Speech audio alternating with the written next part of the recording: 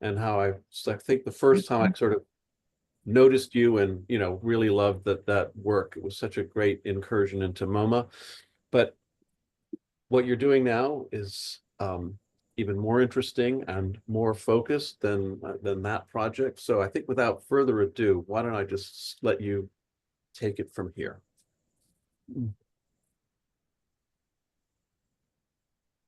And I think you're muted there, David.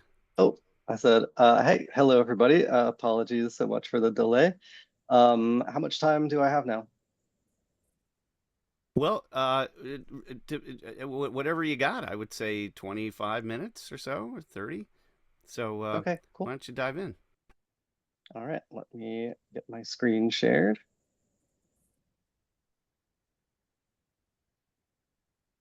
All right, so this is my, can you all see my screen? Perfectly.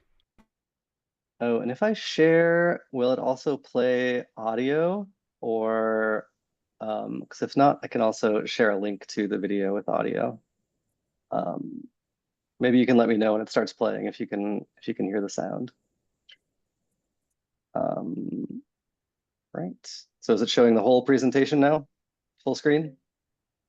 Yes, it's showing the whole screen. Okay, great. So this is my new project, Brain Candy. And it stands for Bioelectric Response of Activated Interconnected Nodes and Cognitive Amplification via Neural Dynamics. This is I used to be an animator. That's my background. I was in the commercial animation and visual effects industry for a long time. So I've made a lot of animated spots in my life. And I don't do it so much anymore, but I sort of pulled out my old chops to put this together.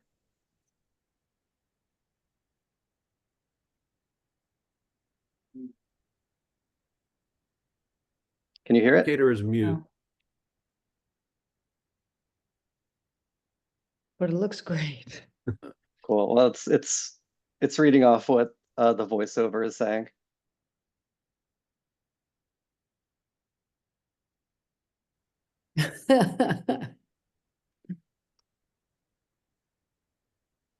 All right.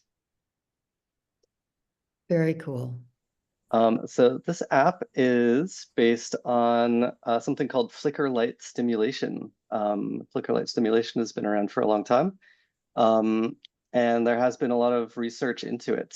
Some of the effects of flickering lights include intensified emotional response to music. It's been found that 10 hertz strobing is the most intense when it comes to creating visual hallucinations. So other frequencies are effective at different things, but if you're interested in seeing patterns that emerge from your eyes and your brain, 10 hertz is the most effective one. It can create altered states, including ones that people compare to psychedelic states. And it's still unclear exactly why that is. A recent study showed that 10 hertz strobing increases thalamocortical hyperconnectivity. So there's a suggestion that perhaps that increased connectivity is part of the reason that you wind up in these altered states. That kind of hyperconnectivity is also present in psychedelic states and other altered states that are less pleasant, including seizures and psychotic states even. Also let me know if background sound is bothersome at all. I can also move to another space. It can be uncomfortable even if you don't have epilepsy. Hardly anybody does. But if you don't, even if it is uncomfortable, it's totally safe. It's not going to damage your eyes and it's not going to damage your brain in any way.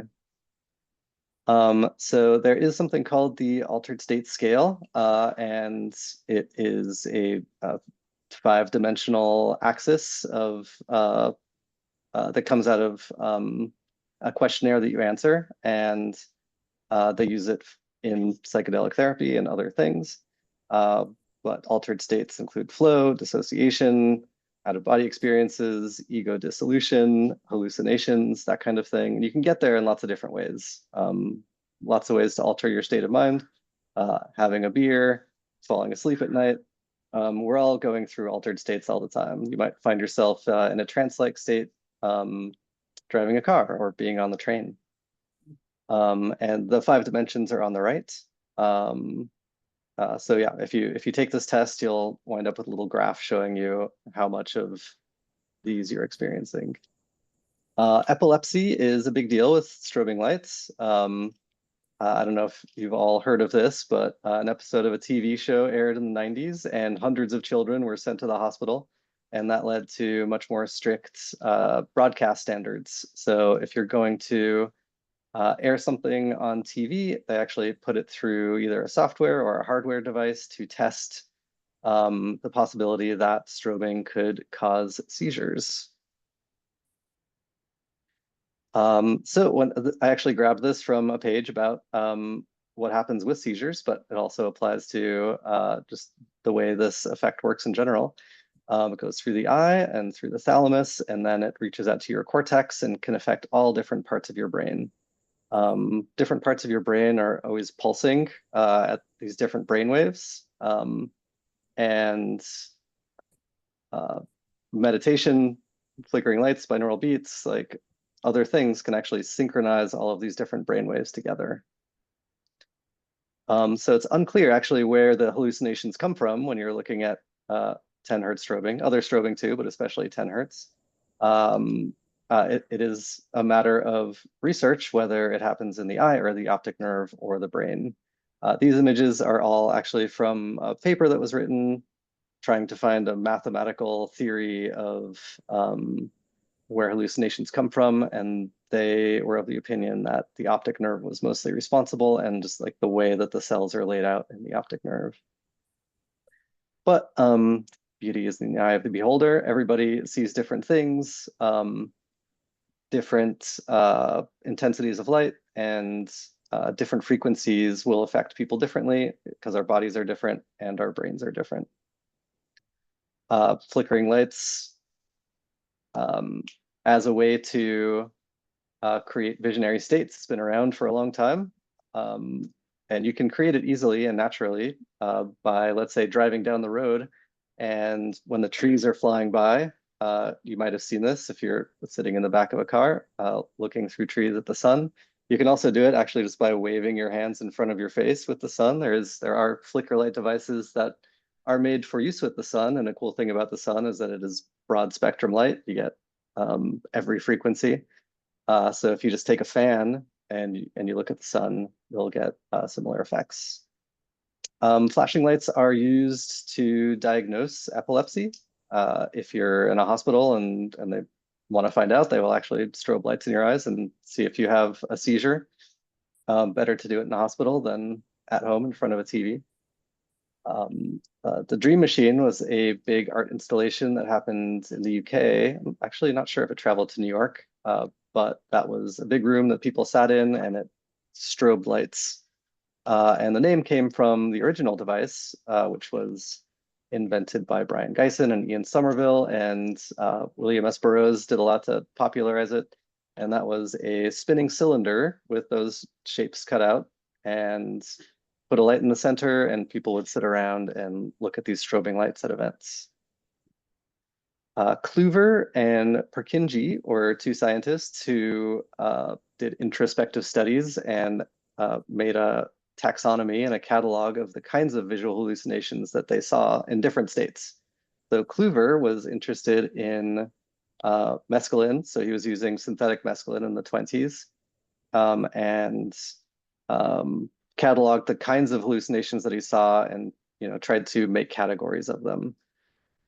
So now when people refer to the kinds of hallucinations that you see with strobing lights, they refer to them as Kluver forms. Purkinje actually had, in my opinion, more beautiful drawings to go along with his hallucinations, and he was looking specifically at hallucinations from strobing lights, and they are remarkably similar. This is a series of scenes from Brain Candy.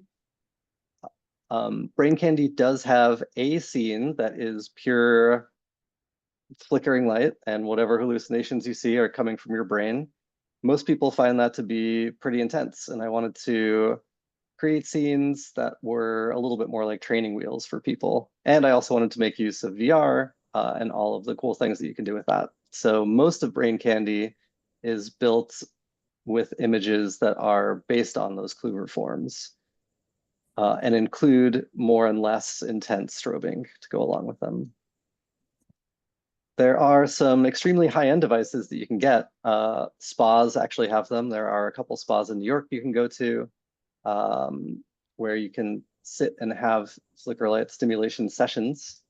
The Lucia light is really the best one by far. It's also very expensive. It's a $30,000 light, and it's $30,000 because they mostly sell it to practitioners who are setting up commercial situations.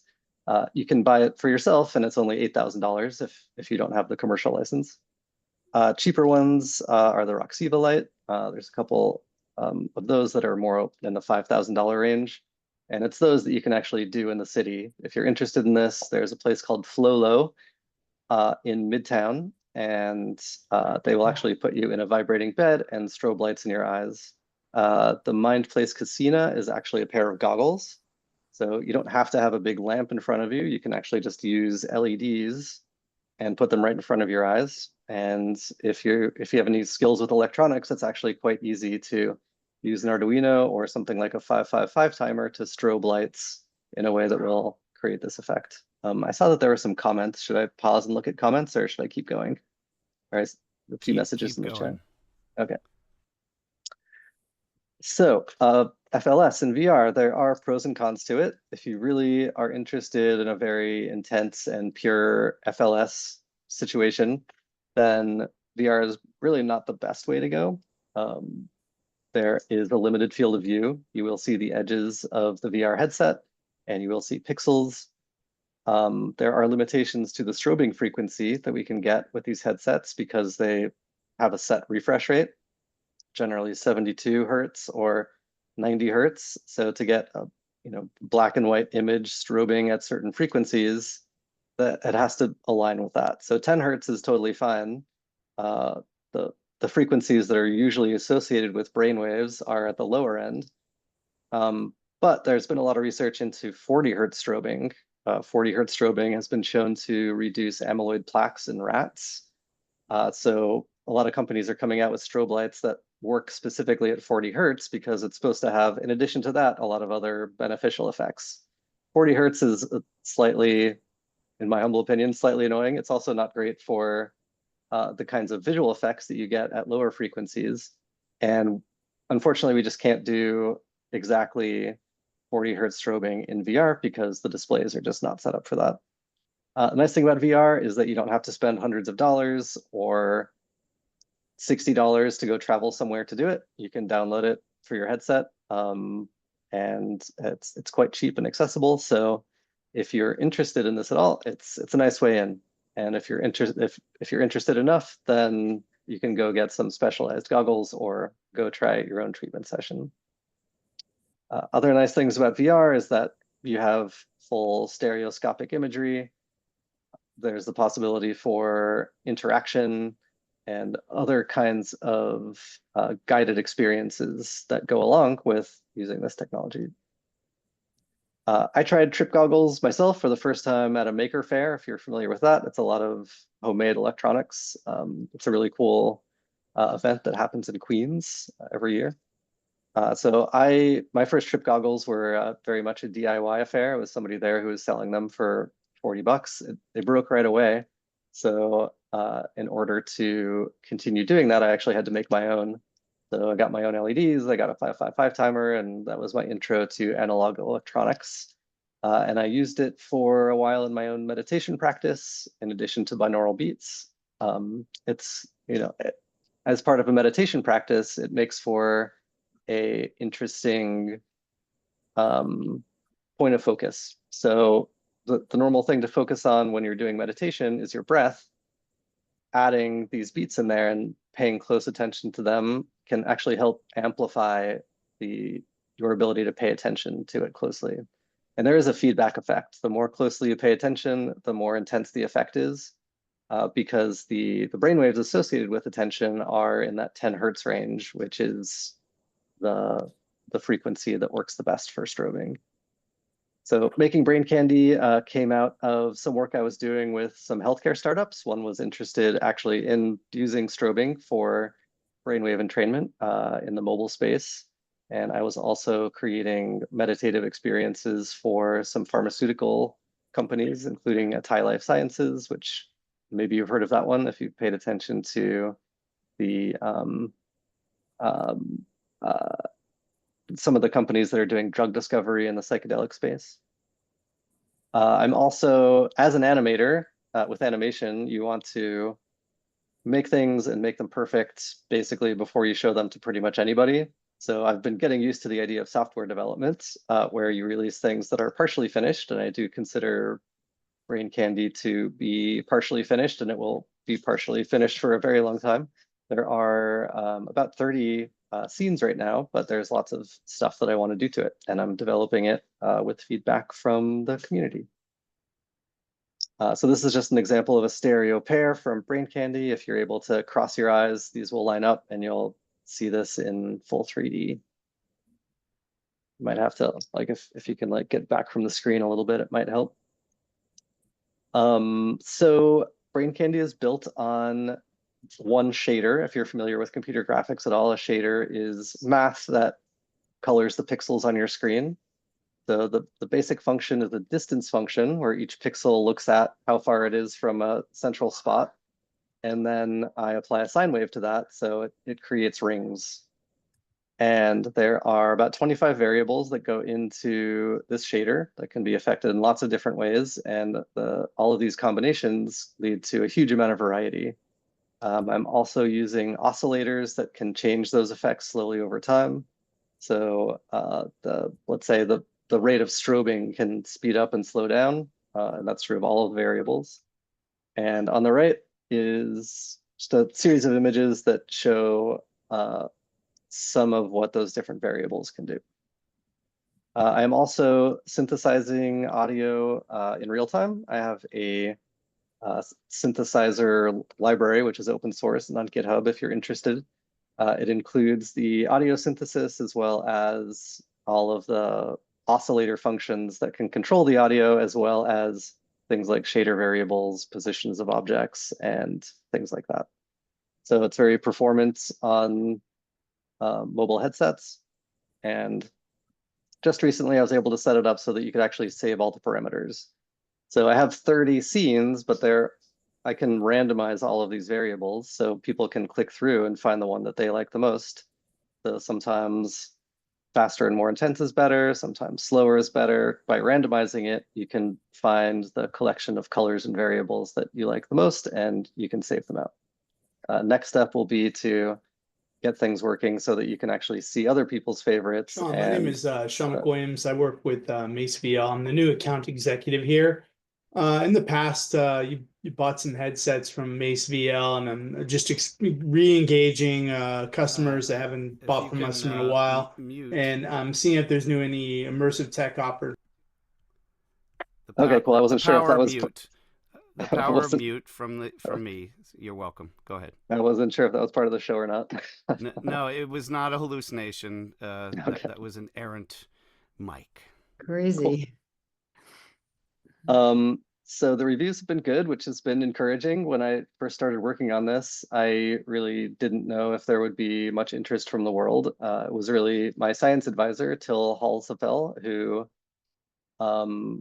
pushed me to actually build this thing. And I thought, well, I'm going to put this out there and maybe 10 people will download it. And most of those people will be horrified and throw the headset off right away, which is actually something that did happen to me once. I gave this to somebody and they were switching through the calm scenes and they got to one of the intense scenes and they literally threw the headset off their head onto the floor. So not everybody is excited about the very intense ones, but people who are excited about strobing and the things that it does to your brain and your perceptions are very passionate about it. And I've been getting some very good feedback, so it's very encouraging to keep working on it. So in the future, I built everything so that I can easily include packs of new content without needing to update the app itself. So I'm working on a breathing pack now. That's going to be the first additional package of content. And there's going to be some guided things. Something that works very well with strobing is holotropic breathing, which can also be very consciousness altering. So the combination of strobe lights and hyperventilating can be quite intense. ASMR, if you're familiar with that. That's like, there's a lot of YouTube videos you can find of people sort of making crackling sounds in your ear and whispering. So including some of that could be interesting. EMDR is a kind of therapy for trauma that involves looking at a light that's moving back and forth. So the VR is a perfect way to create experiences like that. Right now, it's not. It's a little interactive in that you can click to randomize things, but I would like to add more refined interactions where you can move the controllers around and that will affect all the variables. Shamanic drumming, singing bowls, audio activity, optical illusions, noise. I'm starting to work on a noise pack as well, and that's going to be, instead of these rings, everything's going to be made of Perlin noise. And actually, I could do another presentation just on the interesting effects that happen with noise. I'd like to make a tool for people to actually make these. It's fun to make them, and it's actually kind of consciousness altering to actually get in and be creative with these tools. That'll be a big project, may or may not happen. It is available as a repo. So if you are a creator and you might be interested in creating brain candies, I would be happy to include you in the process. So yeah, promotion is one I'm thinking about and trying to figure out now. It's definitely not something that I am the strongest at, and I'm very interested in hearing from people how I might be able to get the word out about this project. And yeah, do you want to make some candies? Reach out. You can visit the website and find my email there. These are some of the people who have been helpful. The Cyberdelic Nexus is an organization that brings together a lot of creators of digital content that is made to be mind-altering, and the Qualia Research Institute is an academic organization that is looking into. I've been trying to figure out what the elevator pitch for Qualia is, because they do a lot of different things, but basically they want to describe consciousness mathematically and come up with a mathematical model of valence and like what is it like to actually be alive. And they do that in a variety of ways, including via consciousness altering digital art. So I have a couple more videos. You couldn't hear them, so maybe I'll just share these as links, unless you want me to play through them. These are available on the YouTube channel. I made a very silly AI-generated ad right off the bat. Some people think it's hilarious. Some people are disturbed by AI. I was going for a bit of a Nickelodeon from the 90s sense.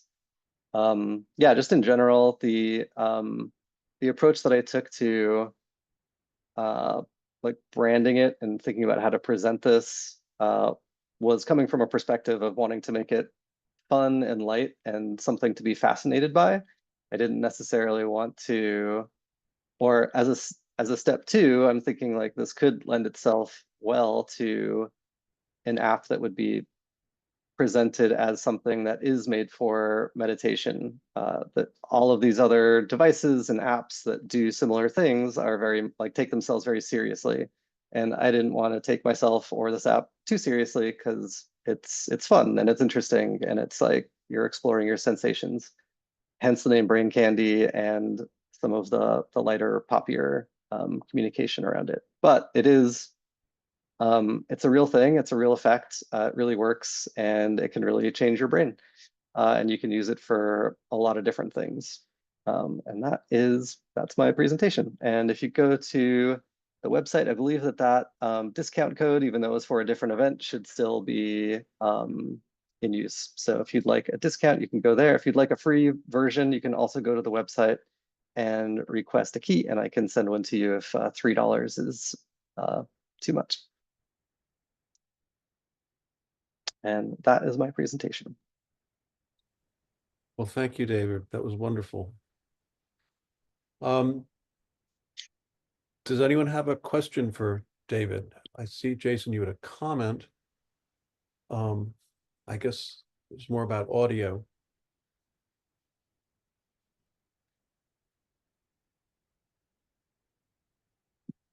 Do you want to say it, Jason, since it's back, but out loud, just ask David directly?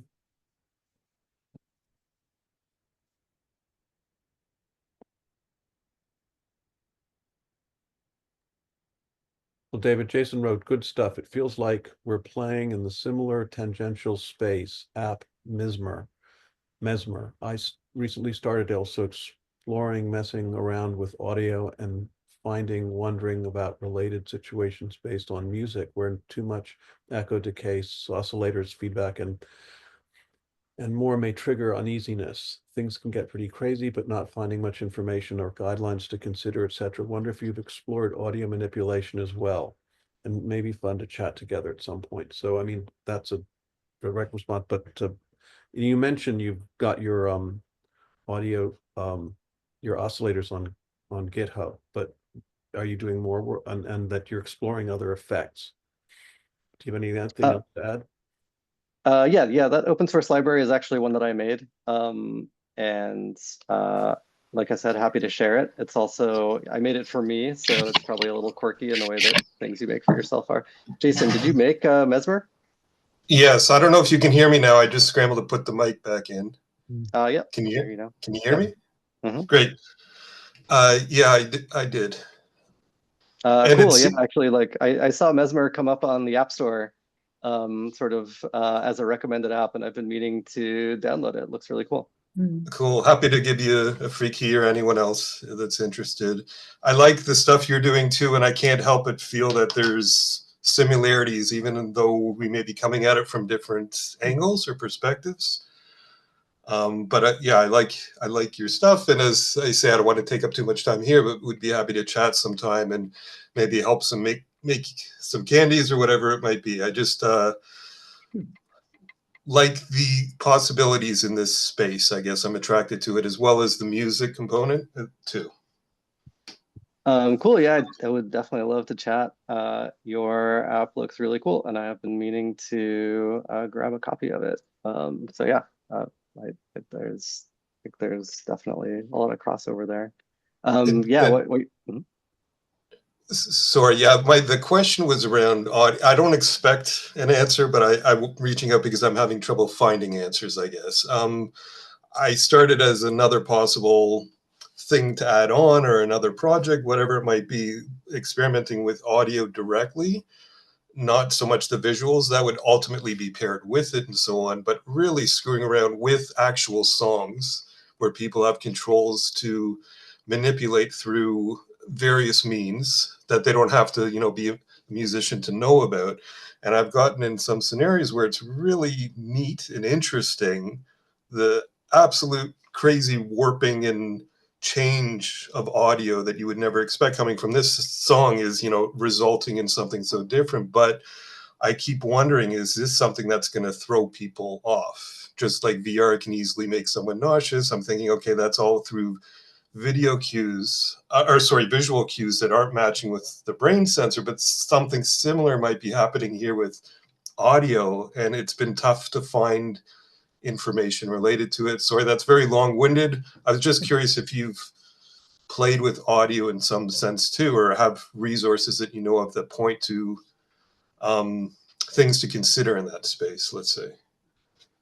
Yeah, I've definitely been finding research in the area of sound healing to be a little all over the place. You can find, there was a study about singing bowls and how effective they were, but the effectiveness also dropped off if you were more familiar with singing bowls. And as far as, how all of this affects the brain, the science is a bit squishy, and, different studies sort of say different things. So my approach has been to go with what I think is interesting.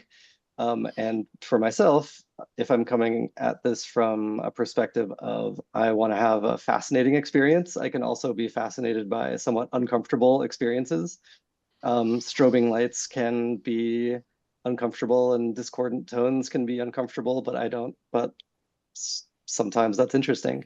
So Sure. I think at the end of the day, it's like very personal and very subjective, and different people are going to just react in different ways. So I think a lot of it just has to come down to putting things out there and experimenting. I have not come across anything like, I mean, you know, there are basic guidelines, like if you want something that's pleasant, you know, the major scale is something that's going to make people feel good. And yeah, minor chords are going to make people feel a little bit more negative potentially. Sure, sure. So yeah, there's like basic music theory things you can look at, but anything more It's in depth, I haven't really come across either.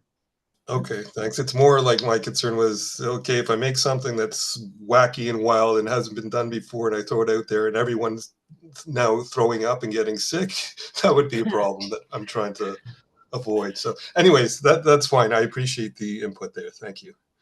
Sure, and yeah, I guess I would say like not everybody likes all of the brain candies, and it definitely makes some people Sure. uncomfortable. And I'm just like, I put it out there to see what would happen with that. And yeah, I mean, my biggest fear is like, I'll give somebody a seizure, and I'm like doing my best to make sure that there are warnings all over the place. But short of a seizure, I personally, I'm not that worried about a little discomfort. But yeah, I guess Gotcha. it's like, what are you trying to do with your app ultimately? It's kind of what it comes down to. Gotcha. Thanks. Right. Yeah, I'm excited to try it. It looks very cool. Happy to chat more sometime. Cool. Yeah, I assume I can grab your email from Michael or somebody. Yeah, Robin, I saw your hand up. Yeah, you know, I just wanted to say to Jason that I've used Mesmer, or I've tried Mesmer, and it's really different from what you're doing, David. I mean, it's similar in the sense that it's, you know, a lot of sort of psychedelic imagery, and it's not exactly psychedelic, Jason, what you're doing, I think, compared to what David's doing. I think, but one thing, you know, when you're dealing with the effects of things on people's brains, there's going to be such a wide variety of responses that you can't, I mean, there probably are some basic things that you would know, don't do this because people are going to freak out. But otherwise, yeah, some people are going to love it. Some people aren't going to love it. But the thing that I thought was really great about Mesmer is that the user has so much control over what they want to see and what music they want to have accompany it and how long they're going to be listening to something or how long they're going to be seeing something. So it's, you know, it's very flexible and sort of customizable. That's what I found. Yep. Thanks. Yeah, it definitely isn't quite the same what David's doing. Is very focused into something specific, but I felt that there's an overlap in some way. And yeah, I just want to make the point that the option to let people listen to what they wanted to listen to was like super high priority for me. Explain why, but I'm glad you appreciate that. Thank you. Sure. Yeah, I guess my last thought for you is, I mean, something that I've played around with a bunch is using stems and letting people modify the stems. And if all the stems kind of are part of the same song and they fit nicely together, then you can sort of cycle through lots of variations of a song and give people a lot of control over it without necessarily having it veer into a place where it's going to go off the rails in a way that you don't want.